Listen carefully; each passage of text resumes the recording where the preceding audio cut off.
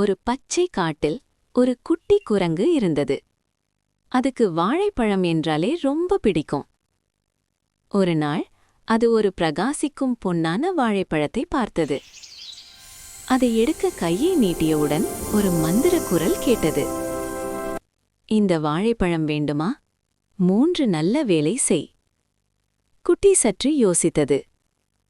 ஆனா நல்ல மனசு கொண்டு ஒத்துக்கொண்டது.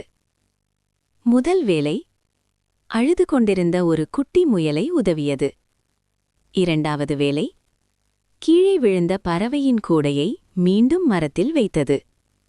3வது வேலை மெதுவாக நடந்த ஆமைக்கு தண்ணீர் இருக்குமிடம் காட்டியது. அந்த நேரத்தில் வாழைப்பழம் இன்னும் பிரகாசிக்க ஆரம்பித்தது. நீ நல்ல மனசு கொண்ட குரங்கு, இப்போ இது உன்னுடையது. ஆனா குட்டி தனியாக சாப்பிடவில்லை. அது எல்லாருடனும் பகிர்ந்து கொண்டது. அந்த நாள் முதல் காட்டில் எல்லாரும் சொன்னார்கள், நல்ல மனசுதான் உண்மையான மாயம். மோரல்: நல்லது செய்தால் நல்லதே திரும்ப வரும்.